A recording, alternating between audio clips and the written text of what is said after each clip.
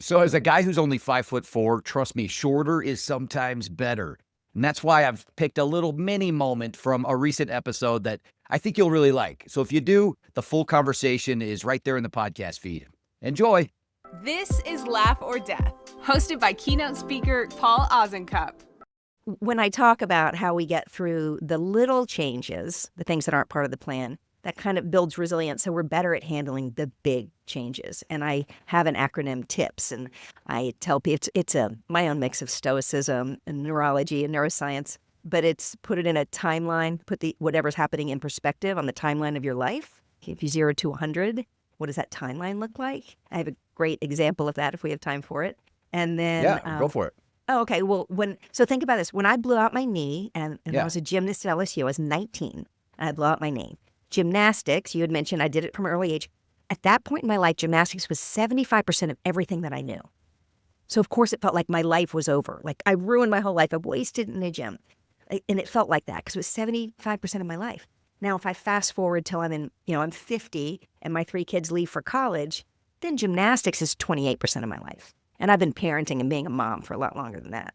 Mm-hmm. And then if I look at it, if I live to be 100, which I need to drink less wine and take better care of myself, but if I live to be 100. Keep doing those handstands, though. Yes, yeah, it helps.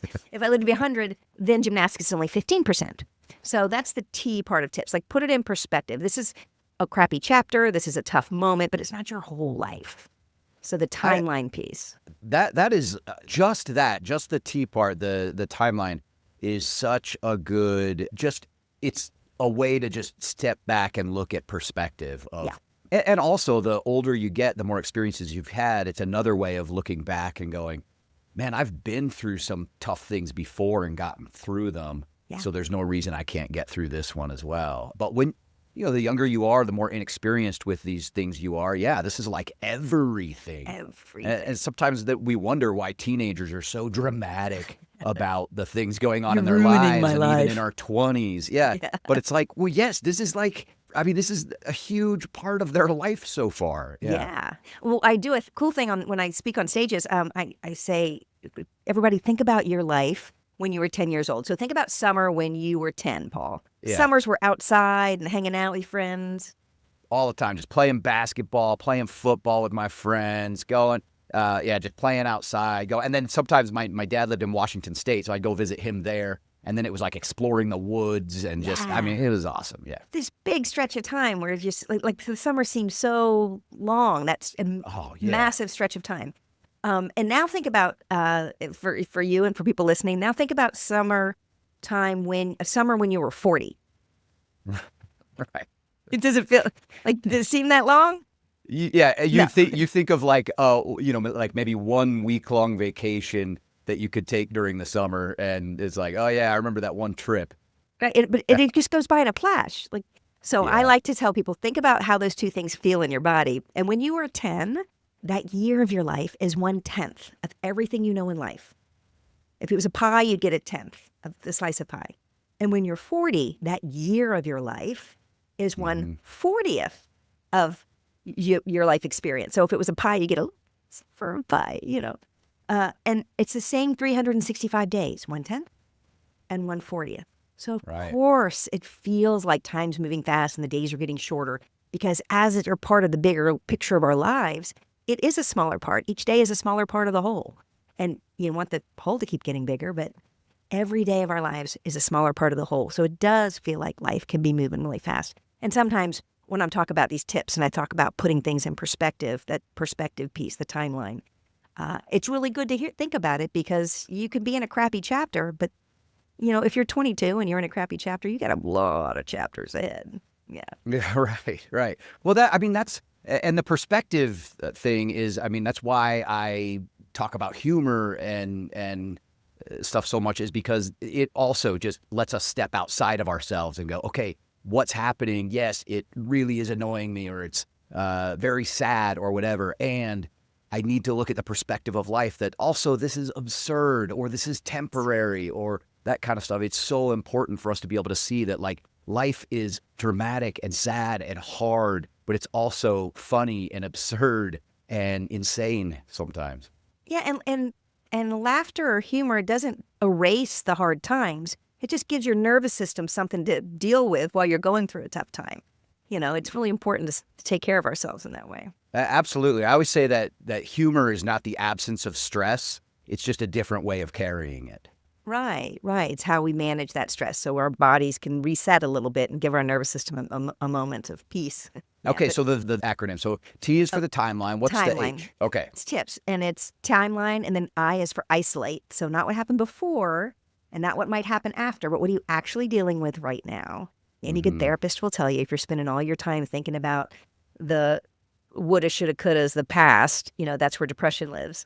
And if you're thinking of all your time thinking about the future, the what ifs and the doomsday scenarios, that's where anxiety lives. So Yeah. I always say isolate it. What are we actually dealing with right now? So that's the I. But that's the isolate piece. That's great. Okay. And then the next part is P, is it's for people. And I'm a big fan of you don't go it alone. Those who have big success don't go it alone, whether you're an athlete and you have a coach or you have a mentor or you're a CEO and you look to other CEOs or people who have done it before. People who have big success or you get through tough times, whether it's a therapist or a mentor or a coach, you need people in your corner. The people who do well don't try to go it alone. So the P is for people.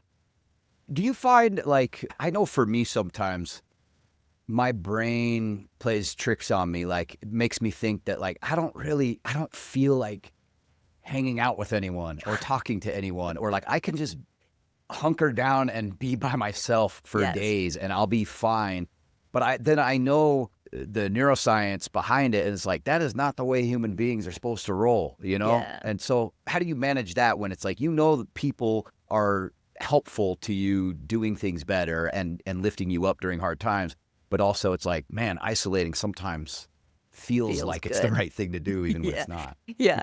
But I think that we co-regulate. It's really important that two things. One, if you think about the people part, one piece of it is when we try to go alone, we don't do our best. And you can take all the people in your life and you can, I always say, turn a piece of paper over when I do their timeline stuff with folks.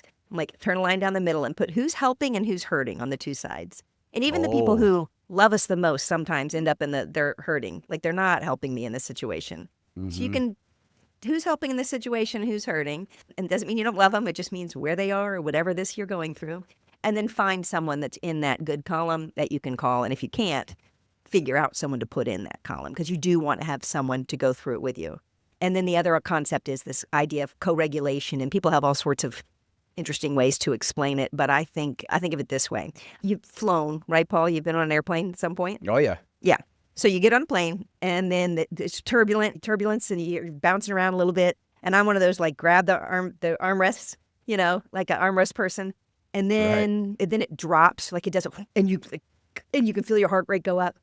And your stomach's right there. Yeah, right there. And you're oh, what is happening? And then you see one of the flight attendants and they give you give you a nod.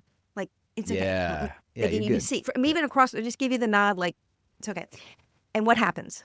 And then, then you kind of okay. You calm I'm gonna down. Be fine. Yeah. And your heart rate goes back down, that cortisol spike and that brain fog, it all calms down. Nothing happened on the plane. Nothing changed. All you did was steal a little bit of confidence from somebody. That's co-regulation. That person, you nothing with the plane changed at all. It was still bouncing into everything. You just co-regulated with somebody. And that's a great way to think about when you step in a room, you're affecting the people around you. Or if you're looking for, someone to help you calm down, you need other people around to get you out of your own head. So the people part's really important when we're trying to have success, both for and how we get our own success and how we help other people succeed. Yeah. Oh, I love that idea of someone who helps you co-regulate, because we've all got friends that we can vent with, but sometimes that creates a spiral of either negativity or increasing the drama and increasing the stress. And it's is that person really in the help column, or are they getting me more wound up, and so it's am I venting, or am I just creating more stress for myself? Right. And you'll know. I mean, if you get quiet with yourself and ask, is this person helping or hurting? You know which one it is. You do. Yeah. I like that. Maybe Warren G should have made a song called Co-Regulators. Mount up. Hey, thanks for listening. If that little mini moment resonated with you, then you don't have to stop now. The whole conversation is available in the podcast feed. See you over there.